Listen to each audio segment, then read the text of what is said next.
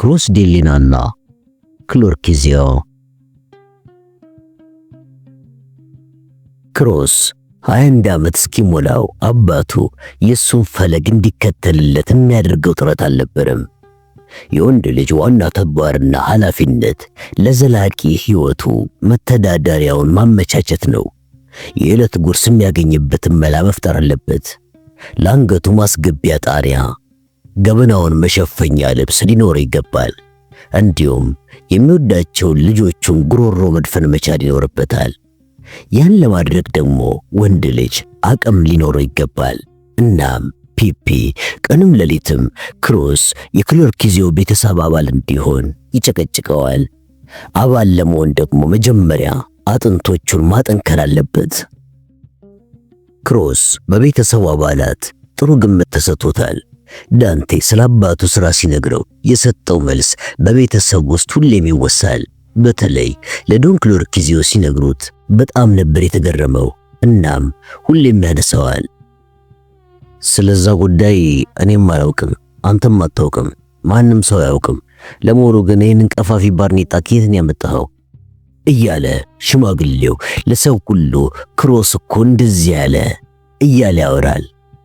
ምን አይነት መልስ ነው ነበር ዶኑ በመጀመሪያ እንደሰማ በጣም ተደስቶ የተናገረው።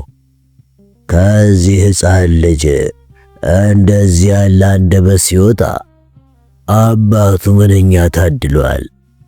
ለዚህ ልጅማ ዕድል ልንሰጠው ይገባል።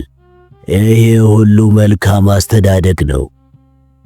ፒፒ ልጁ በአእምሮም ሆነ በሰውነት ጥንካሬ ለኃላፊነት በሚገባ መብሰሉን ተረድቷል። ስለሆነም ክሮስን ማዘጋጀት ጀምሯል። ገንዘብ እንዲሰበስብ ወደ ባለዕዳዎች ይልከዋል። በተለይም አንዳንዱ ዘንድ ኃይል መጠቀምንም የሚጠይቅ ነው። ብቻቸውን ሲሆኑ ስለ ጥንቱ የቤተሰቡ ታሪክ የሚያጫውተዋል። ግዳጅን እንዴት እንደሚያከናውንና ለምንስ እንደሚከናወን በተለይ አጠንክሮ የሚመክረው ያለ በቂ ምክንያት የሰው ሕይወት ማለፍ እንደሌለበት ነው። የሚደረገው ነገር ሁሉ በጥንቃቄ መሆን ይገባዋል። ለአንድ ድርጊት የቅድሚያ ዝግጅት መሆን ያለበት የሚከናወንበት ስፍራ ነው። የቦታውና የድርጊቱ አፈጻጸም በጥንቃቄ ሊጠና ይገባዋል። በጣም ጥልቀት ያለው ጥናትን ይፈልጋል። ጥሩ ፕላን፣ ጥቃቅኗ እርምጃ ሁሉ ግራና ቀኟ መታየት አለበት። ምንም ቢሆን ምን እየተባለ የድርጊቱ ቦታ ከማንም ከምንም የተሰወረ መሆን ይገባዋል። አዎ፣ ቀጥሎ የተጠናከረ ስለላና ጥበቃ። ዙሪያ ጥበቃው በድርጊቱ አካባቢ ብቻ ሳይሆን ሊሰዋ በታሰበው በግ አካባቢ ጭምር ነው። ከዚህ ቀጥሎ መኪናና ተኳሾችን ማዘጋጀት። መኪኖች በዛ ቢሉ ይመረጣል፣ ግን እንደ ሁኔታው ነው። አላፊ አግዳሚውን ለማዘናጋት ለማደናገርም ይጠቅማሉ። ድርጊቱ ከተፈጸመ በኋላ ለጥቂት ጊዜ መሰወር። ለቀልድ ሥራ ቀልድ የሚመስል መልስ ታገኛለህ። አንድ ከፍ ያለ ነገር ካቀድክና በተጠናከረ ዝግጅት ከደገፍከው ታከናውነዋለህ በማለት በሰፊው አጫወተው። ከዚያም አልፎ ስለ ቤተሰቡ የሚስጥር ቋንቋ ማስረዳው። ለምሳሌ ኮሚዩኒየን ቁርባን ማለት የሟች ሬሳ ደብዛው ሊጠፋ ወይም ሚስጥሩ ተደብቆ ሊቀር ነው ማለት ነው። ኮንፊርሜሽን ማለት ደግሞ ሬሳው ተገኝቷል ማለት እንደሆነ ነው ብሎ አስረዳው። ታዲያ በዚህ ጊዜ ከፍተኛ ጥንቃቄ ይጠይቃል፣ ፖሊስ እጅ ላለመውደቅ። ፒፒ ቀጥሎ ስለ ክሎርኪዚዮ ቤተሰብ ምንነት በሰፊው አጫወተው። ከማፊያ ቤተሰቦች ሁሉ የበላይነትን ስላገኙበትና ከሳንታዲዮ ቤተሰብ ጋር ስላደረጉት ጦርነትም አጫወተው። ግን ፒፒ ራሱ በጦርነቱ ስለፈጸመው ጀብዱ ምንም ነገር አልነገረውም። ስለ ጦርነቱም ቢሆን ጫፍ ጫፉን ነው እንጂ ዝርዝር ውስጥ ገብቶ አላጫወተውም። ይልቁንም ጆርጂዮ ቪንሴንትንና ፔቲን ያደነቀለት። ከሁሉም በላይ ግን ዶን ዶሚኒኮን ለአርቆ ሐሳቢነቱ። ክሎርኪዚዮ በአሜሪካ ብዙ መረቦችን ዘርግቷል። ከሁሉ የተጠናከረው ግን የቁማር ንግዱ ነው። ይሄም ካዚኖን ጨምሮ ሁሉንም አይነት ህገወጥ ቁማር። ቤተሰቡ የቁማር መጫወቻ ዕቃዎችን የሚሰራ ፋብሪካ አለው። ፋብሪካው የሳህንና የብርጭቆ ማምረቻ ፋብሪካ በሚል ሽፋን የሚሰራ ሲሆን ቁማር የቤተሰቡ ዋና የወርቅ ማዕድን ነው። ቁማርን በመላው ዩናይትድ ስቴትስ ህጋዊ ማድረግ ቀዳሚ አጀንዳቸው ነው። ካዚኖ ብቻ ሳይሆን ማንኛውንም ስፖርት ወደ ቁማር ውድድር ለመለወጥ ይፈልጋሉ። በስፖርት ዓለም ከተሳተፉ በቀን በቢሊዮን ዶላር ገቢ እንደሚያገኙ ከጆርጂዮ የስፖርት ኩባንያ ገቢም ለመገንዘብ ችለዋል። እና ህጋዊ ከሆነ ከሎተሪና ከስፖርት አካባቢ የሚገኘው የቁማር ገቢ አሁን በድብቅ ከሚሰራው 3-4 እጥፍ ሊያድግ ይችላል። የክሎርኪዚዮ ቤተሰብም ገበያውን ለመቆጣጠር በከፍተኛ ስልጣን ላይ ያሉ የፖለቲካ ሰዎች፣ የሰለጠኑ ባለሙያዎችና በቂ የጥበቃ ኃይል አለው። ጆርጂዮ ከታላላቅ ስፖርት መስኮች ሊገኝ የሚችለውን ገቢ የሚያሳይ ሰንጠረዥ ሰርቶ አጠናቋል። የቀረው የቤተሰቡ የተጠናከረ እንቅስቃሴ ነው። ቁማር በአመዛኙ ብዙ አደጋን የማይጋብዝ የገቢ ምንጭ ነው። ይህንን ህጋዊ ለማድረግ አቅሙም ዝግጅቱም አለ። ቤተሰቡ ደግሞ በገንዘብ በኩል ችግር የለበትም። ከአደንዛዥ ዕፅ የሚገኘው ገቢ ራሱ የትየለሌ ነው። አደጋው የከፋ መሆኑ እንጂ በአሜሪካ ብቻ ሳይሆን በአውሮፓም የሚዘዋወረውን የዕፅ ንግድ ይቆጣጠራሉ። የፖለቲካም ሆነ የኃይል ሽፋን ይሰጣሉ። ገንዘብ ያትማሉ። የባንኮችን ምንዛሬ በአውሮፓም በአሜሪካም ተቆጣጥረውታል። የቀራቸው የንግድ ዘርፍ የለም። ፒፒ አረፋልና ጨዋታውን ቀጠለ። በዚህ ሁሉ እንቅስቃሴ ውስጥ አደጋ አለ። አደጋው አንዳንዴ በጥቂት ሰው የሚከሽፍ ሲሆን፣ ሌላ ጊዜ ደግሞ የቤተሰቡን አባላት ሁሉ የሚያንቀሳቅስ ይሆናል። ቤተሰቡ በአሜሪካ በአራቱም ማዕዘን ኃላፊዎች እንዳሉት ሁሉም በየአቅጣጫው በአንድ ጊዜ የሚንቀሳቀሱበት አጋጣሚ ሞልቷል። ጠንካራ የብረት ጡንቻ በሚያስፈልግበት ወቅት እንደዚህ ያለው ሁኔታ ቤተሰቡ በእርጋታና የወፍ ድምፅ እንኳን በማይሰማበት ሁኔታ ነው የሚያካሄደው። ይህን የምታደርገው ደግሞ መኖር የሚገባህን አይነት ህይወት ከኖርክና ለመኖርም ስትል ነው ሲል አስረዳው። ክሮስ 21ኛ ዓመት የልደት በዓሉን ካከበረ ከጥቂት ጊዜ በኋላ ለመጀመሪያ ሙከራ ለግዳጅ ተመደበ። እጁን በአንድ ሰው ደም እንዲያሟሽ።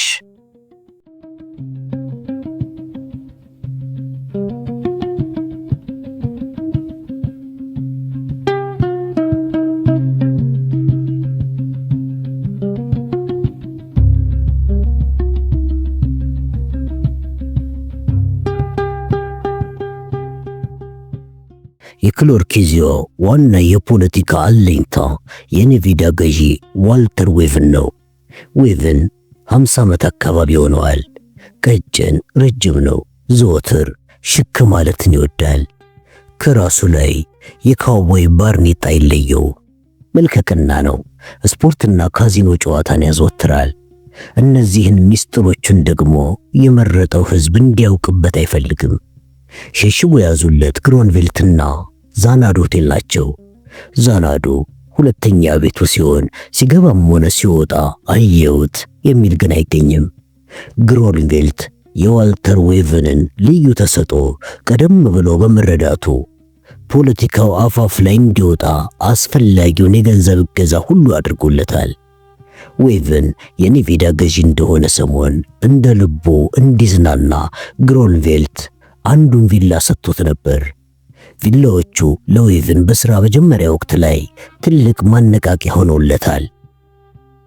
ግሮንቬልት ወደ ላስ ቬጋስ የመጣው ገና ከተማዋ የካውቦይ መናኸሪያ ሳለች ነበር።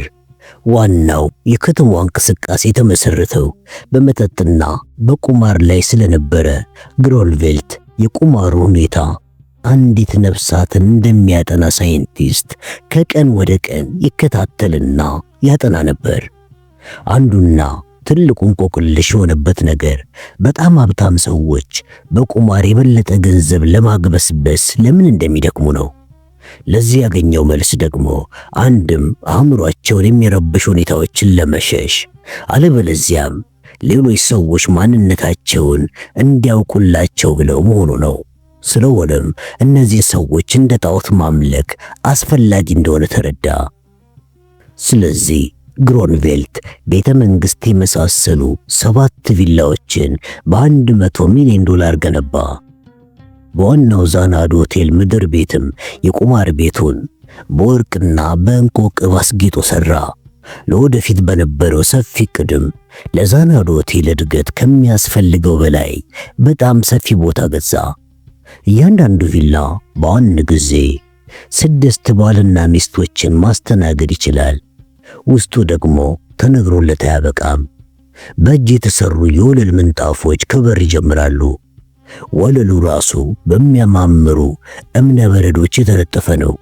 መታጠቢያ ክፍሎቹ በወርቅ ቅብ የተሰሩ ናቸው። የምግብ ክፍሎቹና ማብሰያ ክፍሎቹም ከዋናው ምግብ ቤት ውበት ጋር የተዋሃዱ ናቸው። ሳሎኖቹ እጅግ ዘመናዊ በሆኑ መብራቶች ያጌጡ ስለሆኑ ቲያትር ቤት ይመስላሉ። መጠጥ ክፍሎቹ በምርጥ ወይን ተሞልተዋል። የሃቫና ሲጋራ በድብቅ መጥቶ የሚሸጠውም እዚህ ሆቴል ብቻ ነው። እያንዳንዱ ቪላ የራሱ የሆነ የመዋኛ ስፍራና ውስጥ ደግሞ ለዓይን እይታ የተዘጋጀ ፏፏቴ ያለው። የተለያዩ የአሳ ዝርያዎችም ይርመሰመሱበታል። ለቪላዎቹ በተዘጋጀው ልዩ ጥበቃ አካባቢ በእንቁላል ቅርጽ የተሰራ ሞላላ ልዩ የካዚኖ ቤት አለ። ይሄኛው ከፍተኛ ባለስልጣናትና ሚሊዮነሮች ብቻ የሚጫወቱበት ነው። በአብዛኛው የሚተዋወቁ ሰዎች ብቻ በቀጠሮ የሚመጡበት ሲሆን ጥበቃውም ያንኑ ያህል የተጠናከረ ነው። በዚህ ክፍል ወንዶች ብቻ ሳይሆኑ ሀብታቸው የተትረፈረፈ ሴቶችም የቁማሩና የመዝናናቱ ተጋሪዎች ናቸው። ስለዚህ 7ቱ ቪላዎች ለግሮንቬልት እንደ 7 ዘውድ ይቆጠራሉ። በቪላዎቹ ቁማር ብቻ ሳይሆን በድብቅ ሴት ይዘው የሚመጡ ሀብታሞችም ሆኑ የመንግስት ሹመኞች ይስተናግዱበታል። እያንዳንዱ ቪላ መግቢያውም ሆነ መውጫው ስውር ስለሆነ ማን የት እንደገባ አይታወቅም።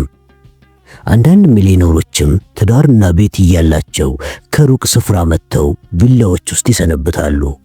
ዋናው ፍላጎታቸውም ግሮንቬልት ይሄ ቀረሽ የማይባሉና እድሜያቸው ከ20 ዓመት የማይበልጥ እምቡጥ ወጣቶችን በገፍ ስለሚያቀርብላቸው ከነሱ ጋር ለመተሻሸት ነው።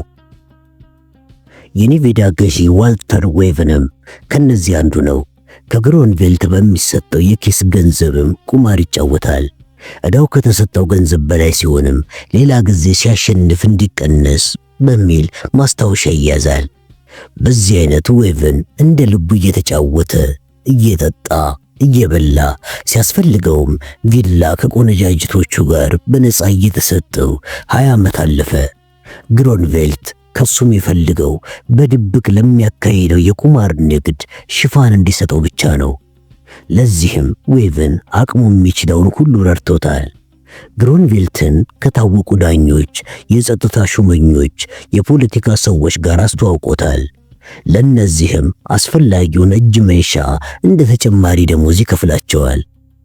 የግሮንቬልት ህልም ዋልተር ዌቨን አንድ ወቅት ላይ ፕሬዝዳንት ይሆናል፣ ከዛም እጅግ ብዙ ውለታ ሊውልልን ይችላል የሚል ነበር።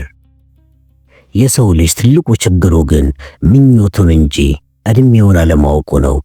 ፈጣሪም የሰው ልጅ ያከብረውና ይፈራው ዘንድ የነገ ህይወቱን እንኳን እርግጠኛ እንዲሆን ስልጣን አልሰጠውም። አንድ ትንሽ ሰው እንኳን ባለችው አቅም አንቱ የተባለን እጅግ ታላቅ ሰው ህይወት ለማጥፋት ወይም ኑሮን ለማቃወስ ምክንያት ሊሆን ይችላል። የዚህን የተከበረ የኔቬዳ ገዢ የ18 ዓመት ሴት ልጁን አንድ እዚህ ገባ የማይባል የ25 ዓመት ወጣት በፍቅር አቅሏን ያሳጣታል። የአገረ ገዢው ሚስት የበሰለች የፖለቲካ ሰው ናት። እንደሷ በጣም ውብ የሆኑ 3 ልጆችን ወልዳለታለች። ትልቋ ልጅ ማርሴ ትባላለች። በእናቷና በሷ ምርጫ በርክሊ ዩኒቨርሲቲ ትገባለች።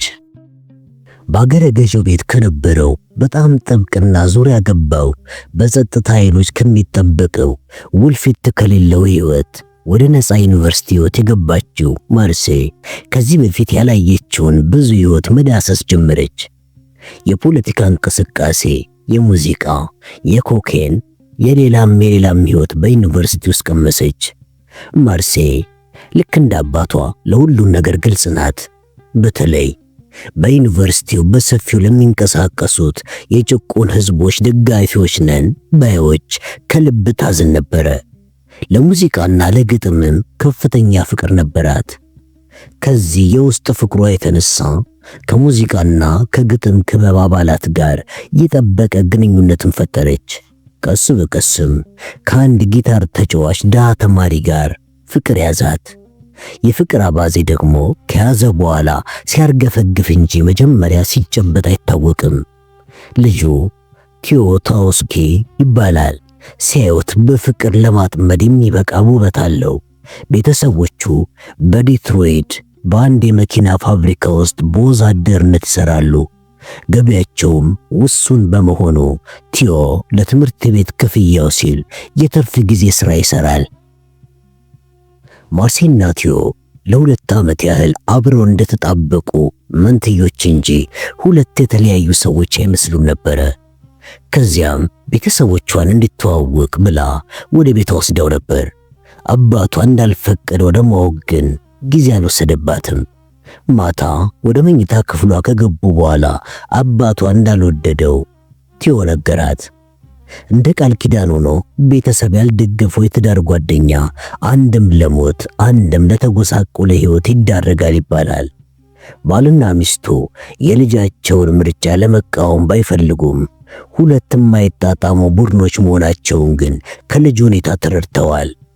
እናትየዋ ግን ብዙም አልተጨነቀችበትም። ከራሷ ልምድ በመነሳት ልጇ በእድሜ እየገፋች ስትሄድ ምርጫዋን ልታስተካክል እንደምትችል እርግጠኛ ነበረች። ከቲዮ ጋር መዳራቱ የሕይወትን ምንነት ከመረዳት ሊያልፍ አይችልም ባይናት ናት። ሆነም አልሆነም ማርሴና ቲዮ አብረው መኖር ጀምረዋል። ከኮሌጅ ሲመረቁም ለመጋባት ወስነዋል። ሲመረቁ ቲዮ ድርሰት በመጻፍና የመድረክ ዝግጅት በማቅረብ ሕይወታቸውን እንደሚመሩ፣ ማርሴ ደግሞ በሙያዋ እንደምታግዘው ተስማምተው ነበር። ወጣቶቹ ብዙ ጊዜ ተለዋዋጭ ባህሪን ያሳያሉ። በድንገት ይግላሉ፣ በድንገትም ይቀዘቅዛሉ። በመጨረሻው የመመረቂያ ዓመቷ ማርሴ በጣም ሀብታም የሆነና በቤተሰብ ደረጃም ከቲዮ በጣም ይላቀና በወላጆቿም ዘንድ ተቀባይነት የሚኖረው ሌላ ጉብልን አፈቀረች። ከዚህ ጋር አፈቀረች ሳይሆን ከነፈች ቢባል ይሻላል። ቢሆንም ቲዮን ቶሎ ብላ ዞር በል ማለትን አልፈለገችም። አንድም ሁለት ወንዶችን አፍቅሮ ሲያሩ ሲደብኑ ማየት፣ ሌላም ደግሞ መጪውም ቶሎ እንዳይቀየምና አደጋ እንዳይጥል፣ ገቢውም ቶሎ መዝናናትን እንዳይጀምርና ድንገት እንዶፍ ትበርብኛለች እያለ ዘወትር እንዳይባንን ያቀነችው ዘዴ ነበር። እንዳሰበችውም ቲዮ ሁኔታውን በትዕግስት መቀበል አልቻለም። በቅናት እርር ድብን ይል ጀመር። ድርጊቷንም እንዳወቀ አንድ ቀን መንገድ ላይ ጠብቆ በጥፊ ያላሳት።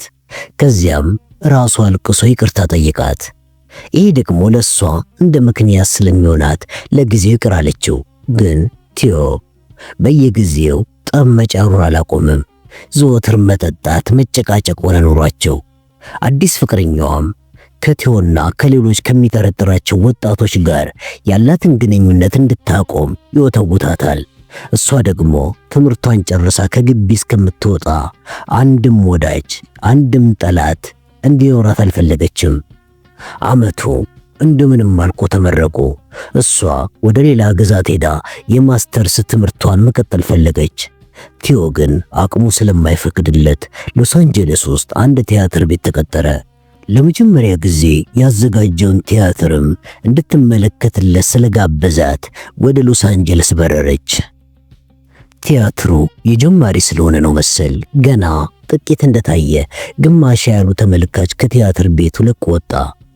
በሁኔታው በጣም ስላዘነችለት ለማጽናናት ብላ ማታ ከቲዮ ጋር ለማደር አብራው ወደ አፓርታማው ሄደች። ያለት ምሽት ላይ ምን እንደተባባሉ ለማወቅ አልተቻለም። ብቻ ሁኔታዎቹ የታወቁ ሲነጋ ነው። ቲዮ ሁለቱንም አይኖቿን በጩቤ ፈልቅቆ አውጥቶ በአሰቃቂ ሁኔታ አንገቷን አርዶ ገድሏታል። በመጨረሻም ራሱን በራሱ ሆዱ ላይ በጩቤ ወቅቶ ነፍሷ አልወጣ ስትለው ለፖሊስ ደውሎ ይጣራል። የማርሴን ሳይሆን የራሱን ሕይወት ለማዳን። ጉዳዩ ለካሊፎርኒያ ፍርድ ቤት ሲቀርብ ትልቅ ዜና ሆነ። የኔቫዳ ገዢ ልጅ በአንድ ግጥም ጸሐፊ ተገደለች ተባለ። ለ3 ዓመት አብረው በፍቅር እንደቆዩና በመጨረሻም አልፈልግህም እንዳለችው ተናፈሰ። በዚህ አይነት ወንጀል የተካነችው ሞሊ ፍላንደርስ የቲዮ ጠበቃ ሆና ቀረበች። ይሄ ጉዳይም ለወንጀል ጥብቅና ስራዋ የመጨረሻ እንደሆነ ገለጸች። ማርሴ 6 ያህል የወንድ ፍቅረኞች እንደነበሯት የሚያውቁ ምስክሮችም ቃላቸውን ለፍርድ ቤቱ ሰጡ። ቲዮ ግን እንደሚጋቡ ቃል ተገባብተው ሲጠብቃት እንደነበረና እሷ ደግሞ በሱ ላይ ከሌላ ወንድ ጋር ስትዳራ በማየቱ ጊዜያዊ የአእምሮ ችግር እንደገጠመው ሞሊ ፍላንደርስ ለፍርድ ቤቱ አስረዳች። ቲዮም በተመከረው መሰረት እውነተኛ የአእምሮ ችግር ያለበት መስሎ ቀረበ። ቤተሰቦቹ አክራሪ ካቶሊኮች ስለሆኑ የቤተ ክርስቲያን መሪዎችን የሙጥኝ አሉ። ዳኞቹም ያው ካቶሊኮች ስለሆኑ በቤተ ክርስቲያን በኩል ግፊት ተደረገ። ከሞት ከተረፈ ቀሪ ሕይወቱን የቤተ ክርስቲያን አገልጋይ ይሆናል ብለው ቤተሰቦቹ ቃል በመግባታቸው የቤተ ክርስቲያኒቱ መሪዎችም ርብርቦሽን አደረጉለት። ቲዮ ወንጀሉን ከፈጸመ በኋላ ራሱን ለማጥፋት መሞከሩ በድርጊቱ የተጸጸተ መሆኑን ይገልጻል። ስለሆነም ልጅቱን የገደላት ሕሊናውን መቆጣጠር ከማይችልበት ደረጃ አድርሳው ነው ተባለ። ሞሊም ይሄ ሁሉ ድርጊት የተፈጸመው በቲዮ የተፈጥሮ ጭካኔ ሳይሆን ስነ ምግባር በጎደላት ሞልቃቃ የሀብታም ልጅ ምክንያት ስለሆነ ቲዮ ነፃ ሊለቀቅ ይገባል ስትል ተከራከረች። ሞሊ ፍላንደርስ የካሊፎርኒያ ዳኞችን በጣም ታደንቃቸዋለች። በጣም የተማሩ አስተዋዮች፣ የድርጊቱ መጨረሻ ሳይሆን መንስኤውንም ፈልፍለው የሚያወጡ መሆናቸውን ሁልጊዜም ትናገራለች። በሰዎች ላይ ስለሚደርሱ የአእምሮ ችግሮች መገንዘብ ይችላሉ ትላለች። ይህንን በዳኞች ላይ ያላትን እምነት አሁንም አረጋገጠች። ቲዮ ሟችቷ ባደረሰችበት በደል ሳቢያ በገጠመው የአእምሮ መታወክ ተገፋፍቶ የፈጸመው ወንጀል ስለሆነ ከወንጀሉ ነፃ ነው ተብሎ ተፈረደለት። እናም የቤተሰቦቹን ቃል በመጠበቅ በዘማሪነት ወደ ካቶሊክ ቤተክርስቲያን አገልግሎቱ ሄደ። የፍርድ ቤት ውሳኔ በልጅቱ አባት በዋልተር ዌቭን ላይ ያደረሰው ንዴትና ብስጭት ግን ይሄ ነው ሊባል አይችልም። አልፍሬድ ግሮንቬልትም 20 ዓመት የደከመበት ኢንቨስትመንት ገደል ሲገባ ታየው። ምክንያቱም ዋልተር ዌቭን በሚቀጥለው ዙር በአገረ ገዥነት አልመረጥም ብሎ በብስጭት ስለነገረው ነው። ዌቭን የልጁን ደው ለመበቀል ያሰበ ይመስላል። ለግሮንቬልትም በቀጥታ ይሁን እንጂ ይህንኑ ነው መላልሶ የነገረው። አንድ ጥፍጥር የሚያክል ልጅ የሰው ፍጡር የማይሰራውን የልጄን ዓይን ጎልጉሎ አውጥቶ በጩቤ ጨቅጭቆና አንገቷን ገዝግዞ ገሎ በነፃ ወደ ቤቱ ከሄደ የእኔ ስልጣን ላይ መቀመጥ የማንን ጥቅምና መብት ለማስከበር ነው ነበር ያለው፣ ዓይኑ በእንባ ተሞልቶ። ይህ ብቻ አይደለም ዌቭንን ያበሳጨው። አዎ ተጨንቆና ተጠቦ ያሳደጋት ልጁ እንደ ሴተኛ ዳሪ ወንድ የምትቀያየር እናም በትክክል ሞት የሚገባት ናት እያሉ ጋዜጠኞችና ቴሌቪዥኖች መሳቂያና መሳለቂያ ማድረጋቸው ነው። በሕይወት ውስጥ ሊረሱ የማይችሉ ብዙ አሰቃቂ ድርጊቶች ይከሰታሉ። አንዱ የማርሴ ሁኔታ ነው። ዌቭን ብዙ ጊዜ ዛናዶ ሆቴል ተቀመጠ። የድሮ ዋልተር ዌቭን ለመሆን ግን አልቻለም። ግሮንቬልት ራሱ አዳዲስ ሴቶችን እያመጣ እንዲያዝናኑት አደረገ፣ ግን አልቻለም። አዎ ልጁ ከፊቱ አልተፋለችው። በአገረ ገዢው ሁኔታ ግሮንቬልትም በጣም ተነክቷል። ለነገሩማ 20 ዓመት ሙሉ ሲንከባከበው የኖረው መጠለያው ነው።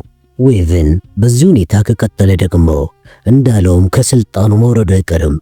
ግሮንቬልት ይህን ሁኔታ በዝምታ ለማለፍ አልፈልግም። ስለሆነም አንድ ቀን ማለዳ የጎልፍ ጨዋታ አብረው እንዲጫወቱ ጠየቀው። ቡድኑ 4 እንዲሞላም ፒፒንና ክሮስን ጋበዛቸው። ፒፒ ዴሌና ጨዋታ ስለሚችል ዌቨን ይወደዋል። ክሮስ ደግሞ መልከ መልካምና ትሁት ስለሆነ ብዙ ሰዎች አብሯቸው ሲሆን ደስ ይላቸዋል። የሰው መውደድ አለው። ዋልተር ዌቨን እየከሳ ነው። ክብደቱን በጣም ቀንሷል። ራሱንም በጣም ይጣለው። ጺሙንም መላጨት አቁሟል። ጨዋታው ሲያበቃ ግሮንቬልት በእርጋታ ዌቨን ቤተሰብን እኮ እየጎዳኸው ነው። ወዳጆችህንም ሐሳብ ውስጥ ከተናል። የኔቬዳንም ሕዝብ ቅር እያሰኘው ነው። በዚህ አይነት መቀጠል አትችልም አለው። እችላለሁ። የኔቬዳ ሕዝብ የራሱ ጉዳይ ማለማ ይጨነቃል ሲል መለሰለት። እኔ ግን ስላንተ ይመለከተኛል፣ ይጨንቀኛል አለው ግሮንቬልት። ገንዘብ አሰባስብና በሚቀጥለው ምርጫ ለሴናተርነት መወዳደር አለብህ። ለምን ብዬ አለው አገረ ገዢው። በዚህ ዋጋ ቢስ ሀገር መመረጥ ያለ መመረጥ ምንም ትርጉም የለውም። እኔ ታላቁ የኔቬዳ ግዛት አገረ ገዢ ነኝ። ግን ያ ትንሽ ፍጡር ልጄን በአሰቃቂ ሁኔታ ገሎ በነፃ ተለቋል። እሺ ይሄንን እንዴት ልቀበለው? እሺ ይሁን ብዬ እንኳን ብቀበለው ጋዜጠኞች፣ ቴሌቪዥኖችና ሌሎችም ልጄን መሳለቂያ ያደረጓት። ምን እንደምጸልይ ታውቃለህ? ይህቺን አገር በተለይም ካሊፎርኒያን አቶሚክ ቦምብ ድምጥማጧን እንዲያጠፋት ነው። ፒፒና ክሮስ ግን ሁሉንም ነገር ጸጥ ብለው ያዳምጣሉ። በአገረ ገዢው ጸጸት በጣም አዝነዋል። ግን ሁለቱም የግሮንቬልትን አካሄድ ተረድተዋል። የሰውየውን ስቃይ እንዲረዱለት መሆኑ ግልጽ ነበረ። ይህን ሁሉ መርሳት መቻል አለብህ አለው ግሮንቬልት። ይሄ ሁኔታ ሕይወትን እንዲያመሰቃቅለው ማድረግ የለብህም አለው። አገረ ገዢው ባርኔጣውን ከራሱ ላይ አንስቶ አሽቀንጥሮ ወረወረውና ሌላ ጠርሙስ ውስኪ እንዲመጣለት አዘዘ። የግሮንቬልት ምክር ይበልጥ ያናደደው ይመስላል። ፍጹም ልረሳት አልችልም አለ ዌቨን። ሌሊቱን ሙሉ እንቅልፍ የለኝም። የሚታየኝ ሁሉ ያንን አረመኔ አንገቱን ጠምዝዤ አይኑን ጎልጉዬ ሳወጣለት ነው። ያም አያረካኝም። እሳት ውስጥም ስከተው ይታየኛል የምልህ። አንዳንዴ ከነህይወቱ እጁንና እግሮቹን ስቆራርጥለት ይታየኛል። እናም እንደዚያው ነው በሕይወት እንዲቆይና ደጋግሜ ሲሰቃይ እንዳየው ፈልጋለሁ አለና ከት ብሎ ሳቀ። ጥርሱ በመጠጥና በሲጋራ ብዛት ቢጫ ሆኗል። የአፉ ጠረንም ከሩቅ ይገፈትራል። ከዚያም ጸጥ ብሎ ቆየ። እንደገናም ድምፁን ዝቅ አድርጎ እንዴት እንደወጋትና እንደጨቀጨቀባት አይተሃል ሲል ግሮንቬልትን በሐዘን ስሜት ጠየቀው። ሁለቱንም አይኖቿን እኮ ነው በጭካኔ ጎለጎለው። አይኖቿን ጎልጉሎ ብቻም አልበቃውም። አዎ የአይኖቿና የአፍንጫዋ አካባቢ እኮ እንደ ጉድጓድ የተማሰው። ራሷን መከላከል በማትችል አንድ ፍሬ ልጅ ላይ ይሄ ይደረጋል? እንደዚህ ያለ ጭካኔ በሕይወታችሁ ሰምታችሁ ታውቃላችሁ? ሲል ሁሉንም እየተመለከተ ጠየቃቸው። መገደል እኮ ያለ ነው። የኔ ልጅ አሟሟት ግን ፍጹም የተለየ ነው። የእናቷን ሁኔታ ላለማየት ብዬ እኮ ነው አንተ ዘንድ የከረምኩት አልፍሬድ። እና እንዴት ተወርሰው ትለኛለህ? ዳኛው እኮ ፎቶግራፉ ቀርቦለት እያለ ለተሰበሰቡት የፍርድ ሸንጎ አባላት እንኳን ለማሳየት አልፈለገም። አድሎ እኮ ነው የተፈጸመው። በልጄ እንደዚያ ተጫውቶ ጠዋት ከእንቅልፉ ሲነሳ ፀሐይዋን በነፃነት እንዲሞቅ እኮ ነው የተፈረደለት። ሁሉንም በፈጃቸው እንዴት ደስ ባለኝ። ዳኛውን፣ የሸንጎ አባላቱን፣ ጠበቆችም፣ ሁሉንም። አዎ አለና መለኪያው ሞልቶ ከተጎነጨ በኋላ እየተወራጨ ምግብ ቤት ውስጥ ከወዲያ ወዲህ ይንጎራደድ ጀመር። ከዚህ በኋላ ሴናተር ሆኜ የማላምንበትን ሥራ አልሰራም። ይሄ ደደብ በሕይወት እያለ እኔ ከዚህ በኋላ በሥልጣን ላይ ልኖር አይገባኝም። ትርጉም የለውም ከቅሌት በስተቀር። አዎ እዛው ቤት መጥቶ አብረን በአንድ ማዕድ በልተን እኔና ባለቤት ያስተናግደን እንደ ሰው በክብር በሸኘ ነው የእኛ ሁኔታ ይሄ መሆን ነበረበት። ወንድሞች ይፍረዱኝ እንጂ እቤታችን በክብር አስገባ ነው፣ አበላ ነው፣ አጠጣ ነው፣ አልጋ ሰተን ከልጃችን ጋር እንዲያድር ፈቀድን። ይሄን ሁሉ ስናደርግ ለካስ በልቡ ይሳለቅብን ኖሯል። አገረ ገዢ ብትሆኑ ምን ደንታ አለኝ? ሀብታም ብትሆኑ የራሳችሁ፣ ጨዋ ሰዎች ሆናችሁ አልሆናችሁ ለእኔ ምን ግድ ይሰጠኛል? ልጃችሁን ባሰኘኝ ጊዜ መግደል እችላለሁ። ምን ልታደርጉ ትችላላችሁ? ፍርድ ቤትን ብትሄዱ አሳምሬ እረታችኋለሁ። ቅሌታችሁን ታቅፋችሁ በሐዘን መኮራመት ብቻ ነው የምታተርፉት እያለ እኮ ነው ሲዘባበትብን የኖረው አለና ሊወድቅ ተንገዳገደ። ክሮስ ዘሎ ሄዶ ደግፈው። ዌቨን እጆቹን ዘረጋና ወደ ኮርኒሱ አንጋጦ እናንተ የሰማይ መላእክት ፍረዱኝ፣ ልጄን እንደገደለ እሱም መሞት አለበት አለና ስቅስቅ ብሎ አለቀሰ። እንደገና እየደጋገመ መሞት አለበት እያለ ይጮህ ጀመር። ሁሉም እንባቸው ዱብ ዱብ አለ። ግሮንቬል ታጠገቡ ሄደና በዝግታ ዋልተር፣ ሁሉም ነገር በጊዜው ይፈጸማል። እስቲ ለመርሳት ሞክር እና ስለ ቀጣዩ ሕይወት አስብ አለው። ዌቨን የክሮስን እጅ ቀስ ብሎ ከላዩ ላይ አላቀቀና ግሮንቬልት፣ አይገባህም እንዴ? እኔ ከዚህ በኋላ ለማንም በጎ ሥራ መስራት አልፈልግም፣ አላምንበትም። የደረሰብኝም በደልና ጸጸት ለማንም እንዳልናገር የተከለከልኩ ሰው ነኝ፣ ለባለቤቴም ጭምር። ሌላም ነገር ልንገር፣ መራጩ ሕዝብ በእኔ ላይ ከፍተኛ ንቀት አድሮበታል።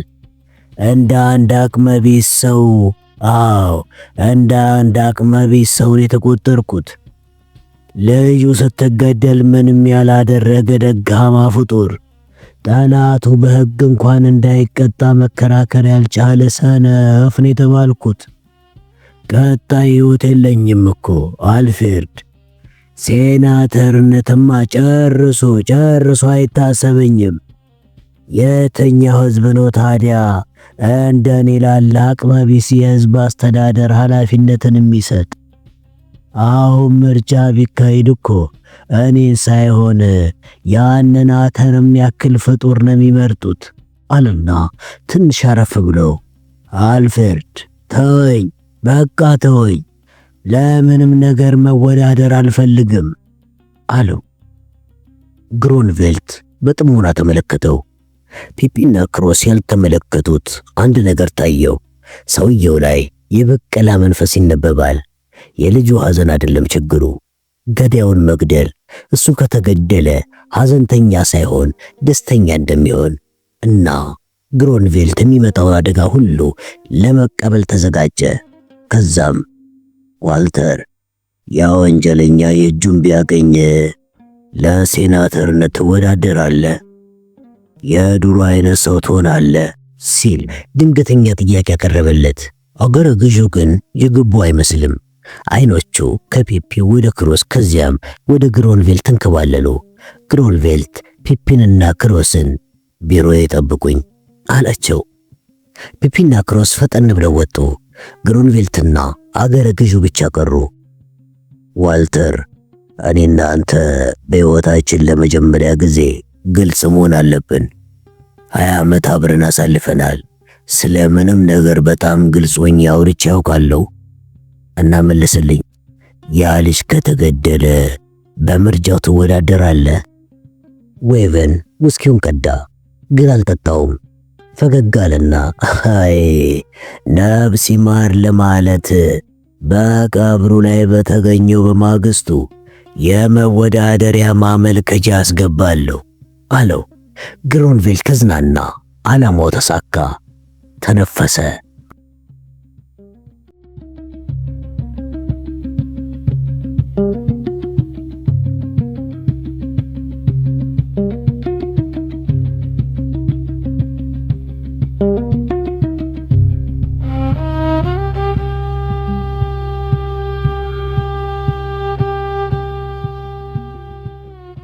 ፒፒና ግሮስ ግሮንቬልትን ቢሮ ውስጥ ይጠብቁት ነበር። እንደ ልብ ለመጫወት እንዲያመቻቸው ወደ ግል መኖሪያው ወሰዳቸውና ከዋልተር ዌቨን ጋር የተነጋገሩትን ነገራቸው። አሁን እንዴት ነው ሁኔታው ሲል ፒፒ ጠየቀው። ደህና ነው፣ የሰከረ መሰለን እንጂ በብስጭት ነው ላይ ዞረው። እናም በደስታን ያቀረብኩለትን ሐሳብ የተቀበለኝ አለው ግሮንቬልት። ዛሬ ማታ ወደ ምስራቅ እበራለሁ አለ ፒፒ። እንደዚህ ያለው ጉዳይ የክሎርኪዚዮ ስምምነት ይጠይቃል። ዌቨን ገና ለትልቅ ደረጃ የሚበቃ ሰው ነው ብለህ ነገራቸው አለው ግሮንቬልት።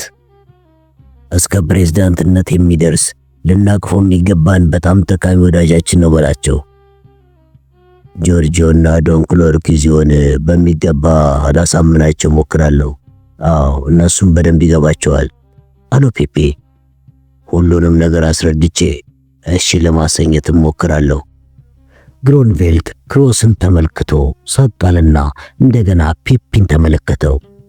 ረጋ ብሎ ክሮስ ከቤተሰቡ ጋር አብሮ መስሪያው ጊዜ ደረሰ ይመስለኛል እና ካንተ ጋር አብሮ ቢሄድ መልካም ነው አለው። ፒፒ ሁኔታውን ለቤተሰቡ አስረዳ። ከዛም ጆርጂዮ ወደ ቬጋስ ሄዶ ከግሮንቬልት ጋር ለመወያየት ወሰነ።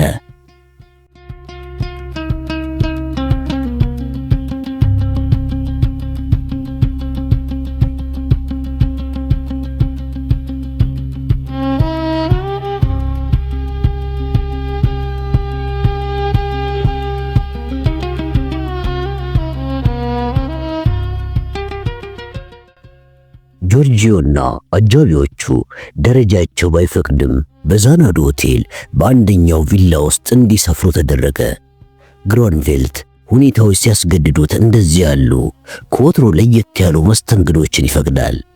በተረፈ ግን ቪላዎቹን ለታወቁ የፖለቲካ ሰዎች፣ ትላልቅ ከበርቴዎች፣ ለኮከብ የሆሊውድ አክተሮች እንጂ ከሱ ጋር ለሚመጡ ቆነጃጅ ሴቶች እንኳን በጭራሽ አይፈቅድላቸውም። አሁን ግን ለጆርጂዮ ክሎርኪዚዮ ሰጥቶታል። ምንም እንኳን ጆርጂዮ እንደዚህ ያለ ቅንጦት የሚወድ ሰው አይሆንም። ጆርጂዮ፣ ፒፒና ግሮንቬልት በጆርጂዮ ቪላ ስብሰባ አደረጉ። ግሮንቬልት ሁኔታውን በዝርዝር አስረዳ። ዌቨን ወደፊት ለቤተሰባችን ትልቅ ጠቀሜታ ያለው ሰው ነው። መንፈሱም ማሰባሰብ ከቻለ መጀመሪያ ለሴናተርነት ከዚያም ለፕሬዝዳንትነት ሊወዳደር ይችላል። ያ ከተሳካ ደግሞ በቁማር ምድረ አሜሪካን እናጥለቀልቃታለን ማለት ነው። የዚያን ውጤት ደግሞ መገመት አያዳግትም። ስለዚህ ለእኛ በጣም ጠቃሚያችን ነው ባይ ነኝ። አገረ ገዢው የኛ ቤተሰብ መሆንን ያውቃል እንዴ? አለው ጆርጂዮ። እርግጠኛ አይደለሁም አለው ግሮንቬልት። ጨምጨምታ ሰምቶ ሊሆን ግን ይችላል።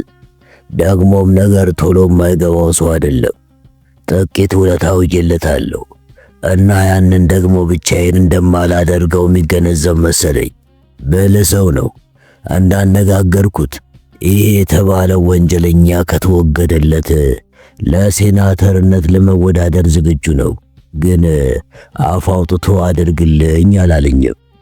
ጠላቱን እንዴት እንደሚበቀለው እስካሁን ያሰበው ነገር የለም። እኔ አንድ ነገር ላደርግለት እንደምችል ግን ይገምታል። በጣም እየተሰቃየ መላም እየፈለገ ነው አለና ዝም ብሎ ትንሽ ቆየ። ከዛም ልንረዳው ከቻልን እሱም እኛም ተጠቃሚዎች እንሆናለን። ጆርጂዮ ያሉበትን ቪላ ዙሪያ ገባውን ባንክሮ ሲመለከት ቆየና እኛን እሺ ሳታሰኘን ቃል ገብተለታል እንዴ ሲል ግሮንቬልት ጠየቀው። አዎ አለው ግሮንቬልት፣ ይሄ የማጽናናት ጉዳይ ነው።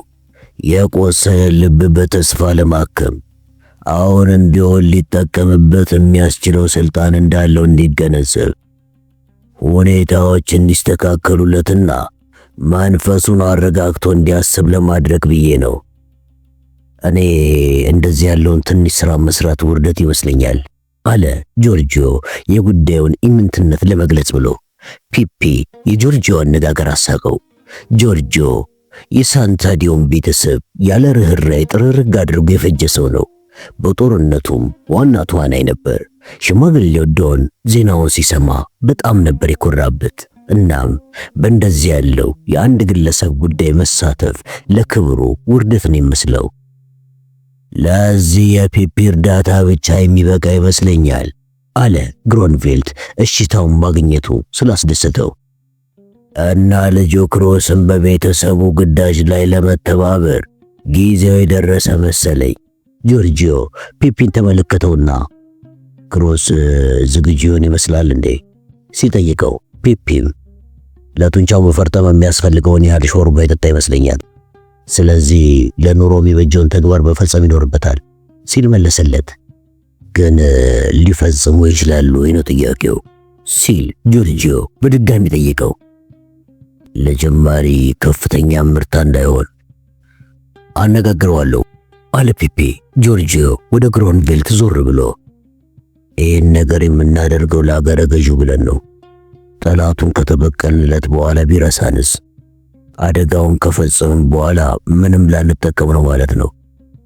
ይህ ሰው የኔቪዳ አገረ ገዢ ነው።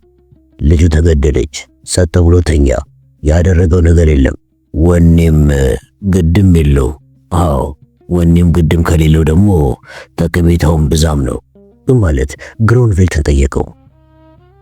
ብሶቱንና ጸጸቱን ለኔ መጥቶ ከነገረኝ አንድ ነገር አደረገ ማለት ነው እኮ። አገረ ገዢ እንደመሆኑ መጠን ልጁ መገደሏን እንደሰማ መሳሪያ መዞ መሄድና ደሙን መበቀል አይችልም።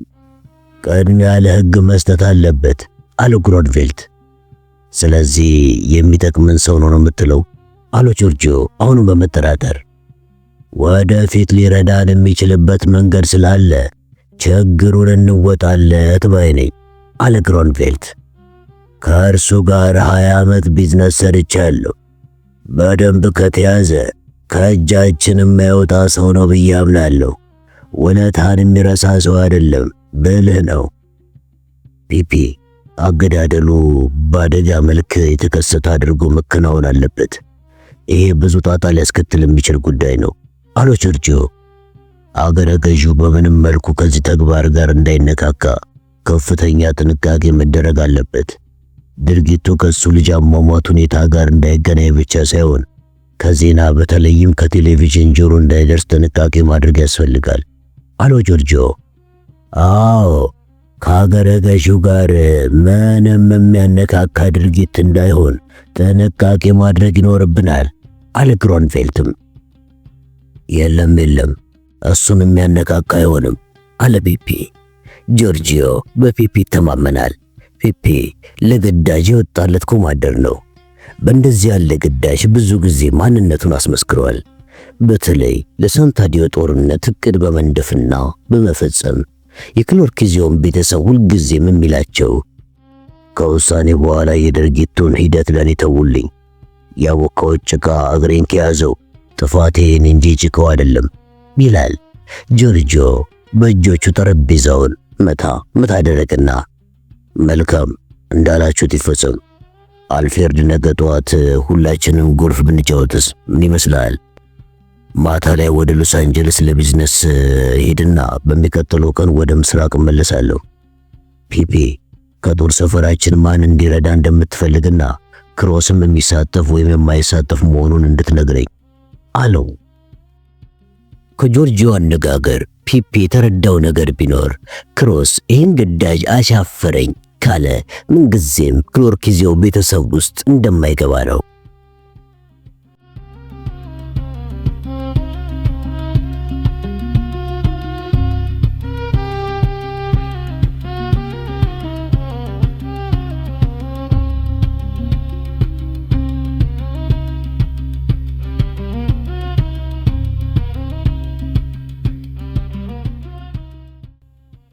በማግስቱ ፒፒ የእግር ጉዞ ለማድረግ ከክሮስ ጋር ተያይዘው ወጡ። እኔ ዘላለም አልኖርም አለው ፒፒ። እና መተዳደሪያ የሚሆነ ሥራ መያዝ አለብህ። የገንዘብ መሰብሰቡ ሥራ ብዙ ገቢ የሚገኝበት ቢሆንም አደጋ የከፋ ነው እና ከክሎርኪዜው ቤተሰብ ጋር መደባለቅ ይኖርብሃል። በእርግጥ ፒፒ ከልጅነቱ ጀምሮ ልጁን የወንድ ውሎ አስተምሮታል፣ አሰልጥኖታል።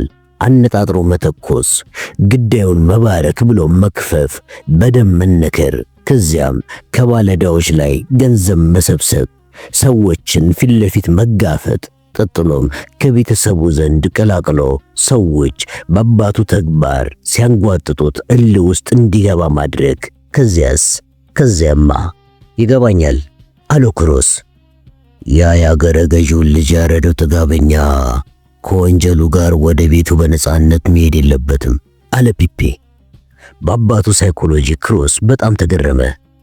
አገረ ገዢው ደግሞ ወዳጃችን ነው አለ ክሮስ። ልክ ነህ አለ ፒፒ ፈጠን ብሎ በደስታ ከውስጡ ፈንቅሎት። ክሮስ እምቢ ማለት ትችላለህ፣ ይህን አትርሳ። ግን መስራት በሚገባኝ ግዳጅ እንድትረዳኝ ደግሞ ፈልጋለሁ። ክሮስ ካሉበት አቀበት ቦታ ሆኖ ቁልቁል ወደ ቪላዎች ይመለከታል። የሆቴሉ ባንዲራዎች በዚያ በረሃ ውስጥ ከፍ ብለው ይውለበለባሉ። ከአድማስ ባሻገር ደግሞ ወርቃማ መልክ ያለው የተራራ ሰንሰለት ይታያል።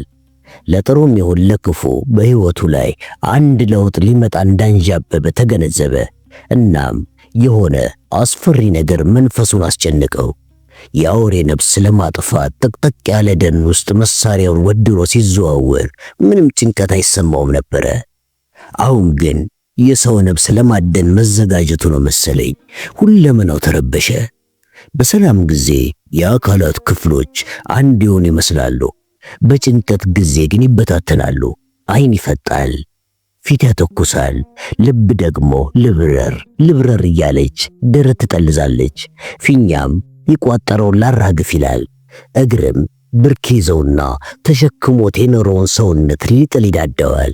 ብቻ ሞት ሲመጣ ወይም የሰው ነፍስ ለማደን ሲያስቡ ይጨንቃል። አሁን የጠየቀኝም ማድረግ ባልፈልግ ከግሮንቬልት ጋር መስራት የመቀጠል እችላለሁ እንዴ ሲል አባቱን ጠየቀውና ወዲያውኑ የቀልዱን መሆኑን ለማሳወቅ የአባቱን ትከሻ መታመት አደረገው። ፒፒ ልጁ ትከሻ ላይ ደገፋልና ይሄ ግዳጅ ለግሮንቬልት ሲባል የሚሰራ ነው። አገረ ገዢው ጋር ያለውን ሁኔታ አይተሃል፣ ሰምተሃል። ፍላጎቱን ልናሟላለት ይገባናል። ግሮንቬልት ደግሞ ከጆርጂዮ ፍቃድ ማግኘት ነበረበት እና አንተ እንደምትረዳኝ ደግሞ ነገርኳቸው አለው። ጉልበቴ መፈተሽ አለብኝ አለ ክሮስ። ወደ እሺ ማለት አለበለዚያም ከቤተሰቡ ርቆ የተለየ ኑሮ መኖር እንዳለበት ለክሮስ ግልጽ ነው። አሁን ከአባቱ ጋር የሚኖረውን ሕይወት ወዶታል። ዛናዶ ሆቴል ወጣ ገባ ማለቱን፣ ከነዚያ አምቡት ሴቶች ጋር መላፋቱን፣ ገንዘብ እንደ ልብ ማግኘቱን ትቶ የትም መሄድ አይፈልግም። ገንዘብ ለመሰብሰብ ሲሄድም የሚሰማው የወንድነት ስሜት ሁሉ ከሌላው ተራ ሰው ሕይወት የተለየ ክብር ሰጥቶታል። እቅዱን በሙሉ እኔ አወጣለሁ አለው ፒፒ። ከመጀመሪያ እስከ መጨረሻ አብሬ ነኝ። አደጋ የለም። የምትተኩሰው ግን አንተ ነህ።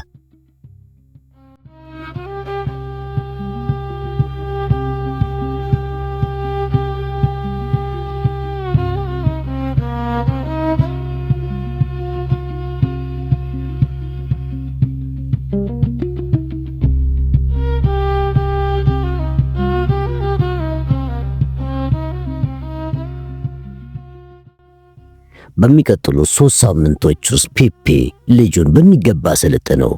በሌላ መልኩ ደግሞ የቲዮን ሁኔታ የሚያጠናው ቡድን ሪፖርት እስከሚያደርሳቸው መጠበቅ እንዳለባቸው ነገረው።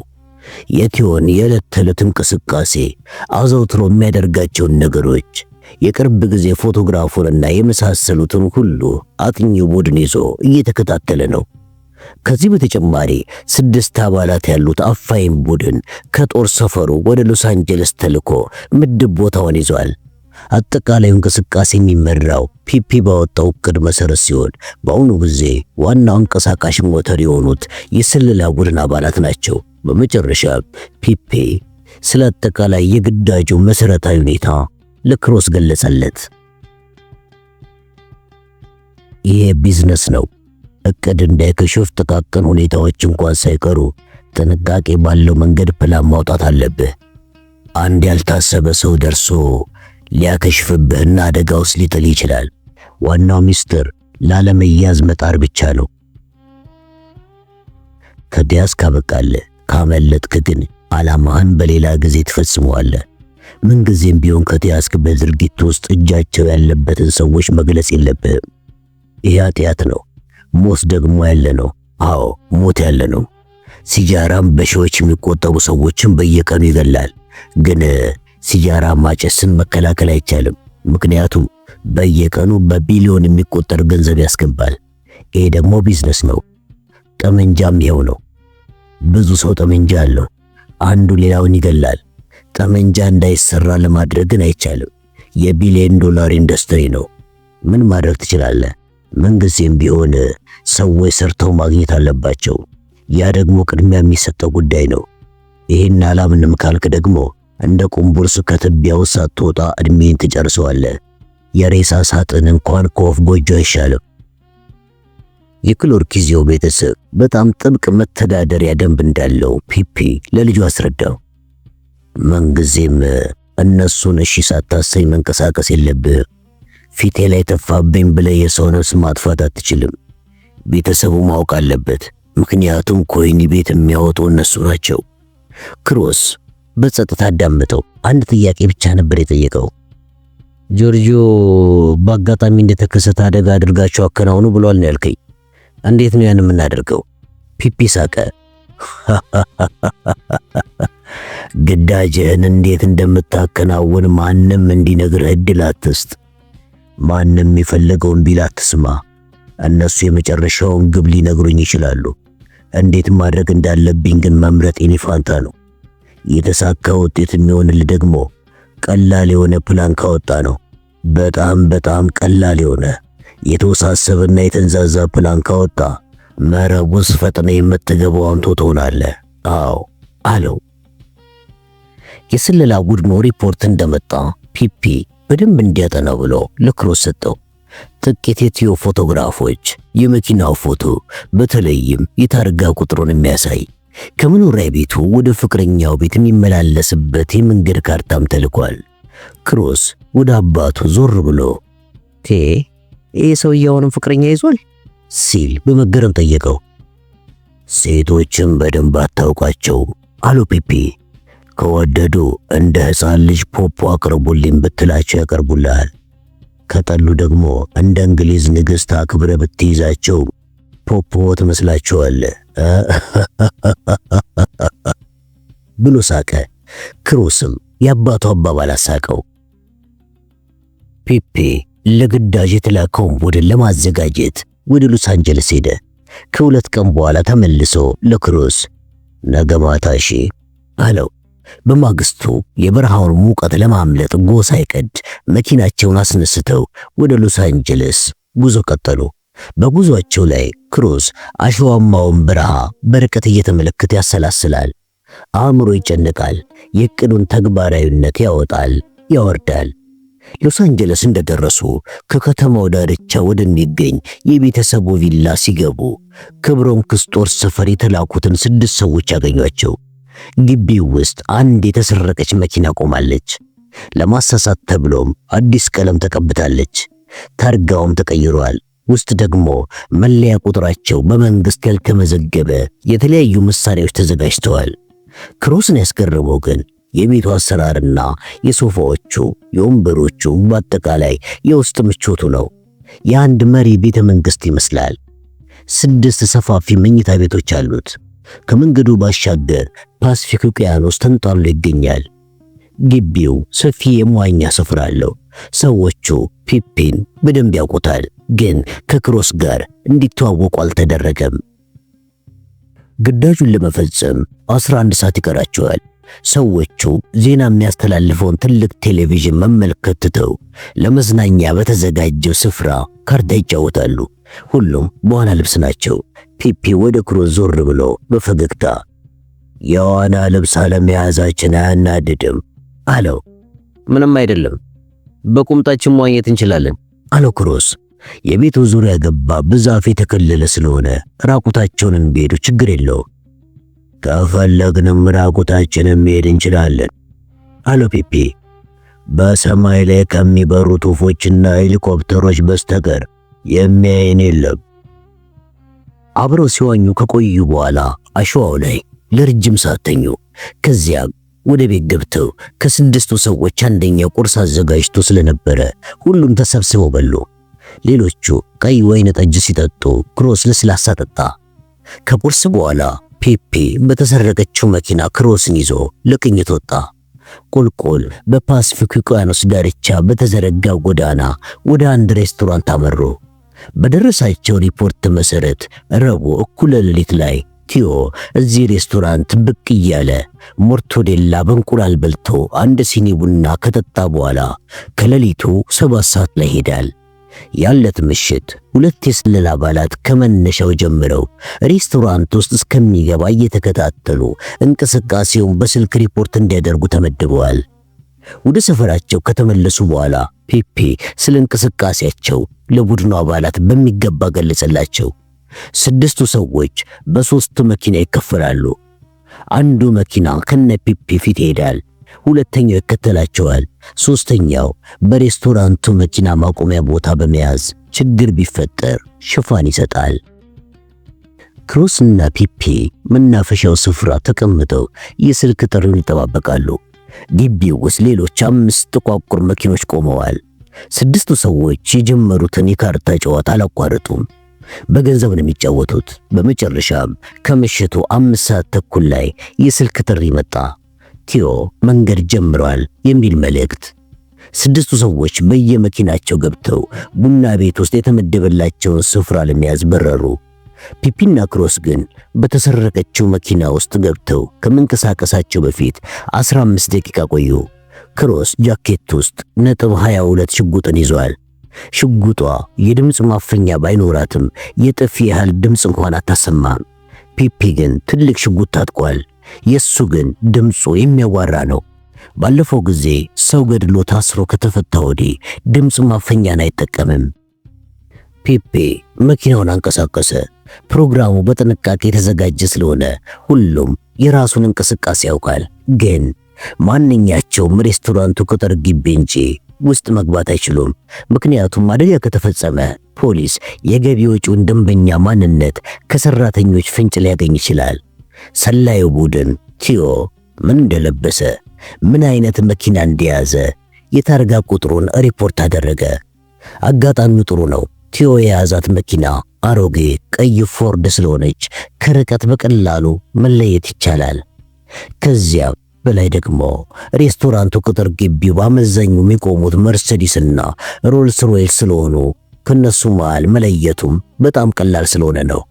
ፒፒና ክሮስ ሬስቶራንቱ ግቢ ሲደርሱ የቲዮ መኪና ቆማለች። ፒፒም አጠገቧ ቆመ። መብራቱንና ሞተሩን አጥፍቶ ጨለማ ውስጥ ተቀመጡ። ከርቀት አንደኛውን መኪናቸው በተመደበለት ስፍራ ቆሞ አዩት። ሌሎቹ 2 መኪኖች ደግሞ ዋናው ጎዳና ላይ ቆመው እንደሚጠብቋቸው ያውቃሉ። ድንገቱ ከተፈጣሪዎች ቢመጡ እዚያው ለማስቀረት የሚያስችል መሳሪያ እስከ አፍንጫቸው ታጥቀዋል። ክሮስ ሰዓቱን ተመለከተ። ከሌሊቱ 6 ሰዓት ተኩል ነው። ሌላ 15 ደቂቃ መጠበቅ አለባቸው። ወዲያውኑ ግን ፒፒ የክሮስን ትከሻ መታ አደረገና ዛሬ ሰዓቱ ቸኩሏል አይደል አለው። ክሮስ ሰውየው ከሬስቶራንት ሲወጣ አየ። እዚህ ግባ የማይባል ነው። ቀጭን አጭር ወጣት ቢጤ፣ ፊቱ ሞጋጋ ነው። ቲዮ ሰው ለመግደል አቅሙም ወኔውም ያለው አይመስልም። እናም በነ ፒፒ ደረጃ የሚታደን አይነት ሳይሆን ማንም ጥፍጥፍ አድርጎ እንደ መሐረብ ኪሱ የሚከቱ አይነት ሰው ነው። እንዲያውም ሰው ስለተባለ ብቻ ይሄ ሁሉ ዝግጅት መደረጉ እንኳን ፔፔን ክሮስን ማሳቀው። ሌላው የገረማቸው ነገር ቲዮ ወደ መኪናው መግባቱን ትቶ ወደ አውራ ጎዳናው ማውራቱ ነው። መኪና እንዳይገጨው ሮጥ ብሎ ተሻገረ። ከዚያም ውቅያኖሱ ዳር ቆሞ የውሃውን የሌሊት እንቅስቃሴ ይመለከት ጀመር። እነ ፒፒ ከመገረብ አልፈው ፕላናቸው እንደከሸፈ ገምተው ደነገጡ። ወደ ውቅያኖሱ የሄደው ከሆነ ሰው ጋር ቀጠሮ ቢኖረው ነው ብሎ አሰቡ።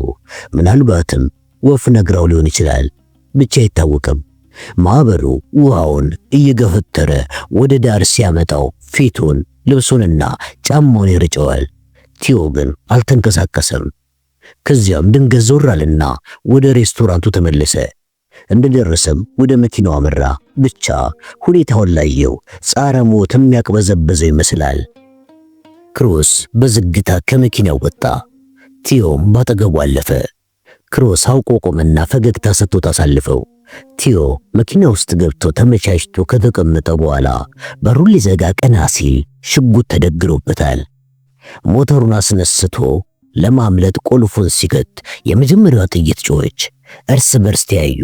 ውጪ ግን ምንም የጥይት ድምፅ አልተሰማም። በጥፊ የመምታት ያህል ነው ቢሰማም። አዎ ያውስ ማን አለ እዚያ ጨለማ ውስጥ? ቲዮ ጥይቷ ግንባሩ ስለበረቀሰችው ፊቱ ደም ለበሰ። አይኑ ግን ወደ ክሮስ እንዳፈጠጠ ነው። ንግግር የለም። አይተዋወቁም። ክሮስ ጊዜ አልሰጠውም። ሁለት ጥይት አከታትሎ ጭንቅላቱ ላይ ለቀቀበት። በዚህ ጊዜ ደሙ ፊቱ ላይ ተፈናጠቀ። ጭዳ መሆኑ ነው። ከዚያም ኮኬን የያዘች ትንሽ ከረጢት ቲዮ መኪና ውስጥ ወረወረና በሩን ዘጋው። ፒፒ ገና ክሮስ የመጀመሪያውን ጥይት እንደተኮሰ የመኪናውን ሞተር አስነስቶ ይጠባበቅ ነበረ። ክሮስ ፈጥኖ መጣና መኪናው ዘሎ ገባ። ፒፒም ፈጥኖ መኪናውን በማንቀሳቀስ ከግቢ ወጡ። ለሽፋን የቆሙት መኪኖችም በቅደም ተከተላቸው መሰረት ከነፉ። ከ5 ደቂቃ በኋላ ቤተ መንግስታቸው ደረሱ። ከ10 ደቂቃ በኋላ ፒፒና ክሮስ በመኪናቸው ወደ ላስ ቬጋስ በረሩ። የእንቅስቃሴው ቡድን አባላትም የተሰረቀችውን መኪና መሳሪያዎቹንም ወደ ውቅያኖሱ እንዲከቱ ተነግሯቸዋል። የሁሉ ሲሆን ግን ምንም አይነት የፖሊስ እንቅስቃሴ አልነበረም። ለነገሩ ቲዮን እስከሚነጋ ያየው ሰው አልነበረም። ፒፒ የመኪናውን ሬዲዮ ከፍቶ ዜና አዳመጠ። ስለነሱ ጉዳይ ምንም ዜና የለም። ድንቅ ነው አለ ፒፒ። ጥሩ ፕላን ካዘጋጀህ ድንቅ ስራ ትሰራለህ። ሊነጋጋ ሲል ላስ ቬጋስ ደረሱ። አሸዋው ግራና ቀኝ በርበሬ መስሎ ተነጥፏል። ልክ በዛው ሰዓት ቲዮ በተገደለበት አኳኋን ተገኘ። ፊቱ አንድ አስፈሪ አውሬ መስሎ እንደተቀመጠ ወደ ቀኝ አዘንብሏል። ዜናው ሲሰራጭ የተደመጠው አሟሟቱ ሳይሆን መኪናው ውስጥ ግማሽ ሚሊዮን የአሜሪካ ዶላር የሚያወጣ ኮኬን መገኘቱ ነው። በእጽ ዝውውር ምክንያት የተደረገ ግድያ መሆኑ ተናፈሰ። የአገረ ገዢውን ስም ግን ያነሳ የለም። በዚህ ድርጊት ክሮስ ብዙ ነገሮችን ተገንዝቧል። በመጀመሪያ ደረጃ ቲዮ መኪና ውስጥ የጣለው ኮኬን ከ10,000 ዶላር በላይ ያወጣም። ዜና ማሰራጫዎችና መንግስት ግን ከግማሽ ሚሊዮን በላይ ገመቱት።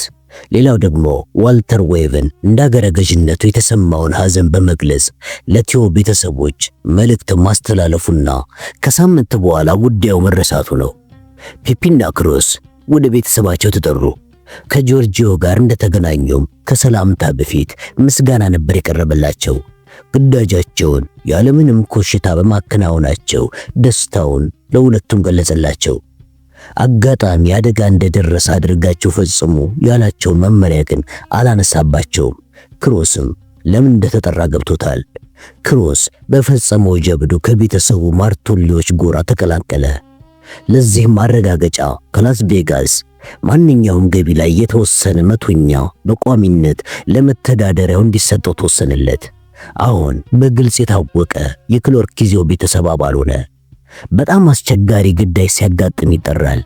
ከግዳጅ በኋላ ደግሞ እንደ አደጋው ክብደት ከፍተኛ የገንዘብ ድጎማ ይደረግለታል።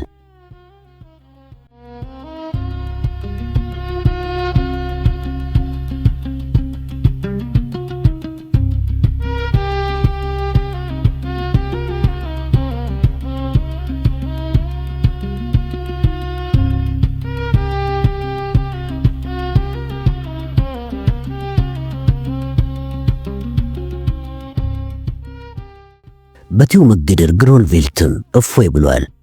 እንደተመኘለትም ዋልተር ዌቭን ለሴናተርነት ተወዳድሮ ካሸነፈ በኋላ ለአንድ ሳምንት ረፍት ዛናዶ ሆቴል መጣ። ግሮንቬልት እንደተለመደው ከቪላዎቹ አንዱ ሰጠው። ሴናተር ዌቭንም ወደ ድሮ ጣቢያው ተመልሷል። ቁማር ይጫወታል፣ ብዙውን ጊዜም ያሸንፋል። ከቆነጃጅቱም ጋር ይዳራል። ከጭንቀቱ ሙሉ በሙሉ ነፃ ሆኗል። ሴናተር ዌቭን ሳቅ ብሎ አልፍሬድ እኔ ላይ ብዙ ገንዘብ አለ አይደል ሲል ጠየቀው። ግሮንቬልትም ቼክ በኪሱ ይዞ የሚዞረው የተወሰነ ሰው ነው እና አትጨነቅ አለው። የሴናተሩን ዕዳ በሙሉ መቀበል አልፈለገም። ከሴናተሩ የሚፈልገው የረጅም ጊዜ ወዳጅነትን ብቻ ነው። በሚቀጥሉት 5 ዓመታት ክሮስ በቁማርና በካዚኖ ሆቴል አመራር ኤክስፐርት ሆነ። የግሮንቬልት ምክትልም ሆኗል። በእርግጥ ዋና ስራው ከአባቱ ጋር ገንዘብ አሰባሳቢነትና የክሎርኪዚዮ ቤተሰብ ቁጥር 2 መዶሻነት ነው። በ25 ዓመቱ ክሮስ በክሎርኪዚዮ ቤተሰብ ውስጥ ትንሹ መዶሻ በመባል ታወቀ። እሱም ራሱን ሲመለከተው ሕይወቱን በሚያድስ ሙያ ሳይሆን በሞቀ የወጣትነት ደሙ ላይ ቀዝቃዛ ውሃ የሚቸልስ ሕይወትን እንደሚመራ ተሰምቶታል። ኢላማዎቹ ሁሉ ከዚህ በፊት የሚያውቃቸው ሰዎች አይደሉም። አዎ ሁሉም ራሱን ከሴንጢ እንኳን መከላከል በማይችል ስስ ቆዳ የተጠቀለሉ የሥጋ ክምሮች ናቸው። የሚገላቸው ሰዎች ሁሉ በአደን ጊዜ በግንባራቸው ጥይት ሲለቅባቸው ጸጥ እንደሚሉት እንስሳት ናቸው። በእርግጥ ሊገላቸው ሲያደባ በራሱ ላይ ሊደርስ የሚችለው አደጋ ያስፈራዋል። ቢሆንም ከጊዜያዊ ጭንቀት አያልፍም። ሰውነቱ ግን ፍርሃት አያውቅም። ልበ ሙሉ ነው። አልፎ አልፎ ውድቅት ሌሊት ላይ ወይም ሊነጋጋ ሲል ከባድ ቅዠት ያቃዠዋል። የሰው ደም ያለበት ሰው እንደዛ መሆኑ ስለማይቀር ንቆ ይተወዋል። አንዳንድ ጊዜ ደግሞ የትካዜ ስሜት ይሰማውና እናቱና እህቱን የልጅነት ጊዜውን ያስባል። እናቱ አንገት ላይ ጥምጥም ሲል የእናቱ የደም እንቅስቃሴ ይሰማው እንደነበረ ትዝ ይለዋል። በተለይ እናቱ አሁን ብትኖርና እንደዚህ መንታ መንገድ ላይ እንደቆመ ቢያገኛት እንዴት ደስ ባለው። የቱ የክላውዲያ ናፍቆት ግን እንደ እናቱ አያንገበግበውም። ቢከፋም ቢለማም እሷ ሩቅ አገርም ቢሆናለች። አብረው በነበሩ ጊዜ እንዴት እንደሚጣሉና እንደሚመታት ትዝ ይለዋል። ግን እንዳሁኖቹ ሰዎች በመዶሻ እጁ ሳይሆን በለሰለሰ የሕፃን ጣቶቹ ነበርና ጉዳት አላደረሰባትም። ግን መሆን ያለበት ይሆናል። አዎ አባቱን ብሎ እናቱን አጥቷል። አጠገቡ የለችም። ሆኖም ከአባቱና ከክሎርኪዚዮ ቤተሰብ ጋር ተንደላቆ ይኖራል።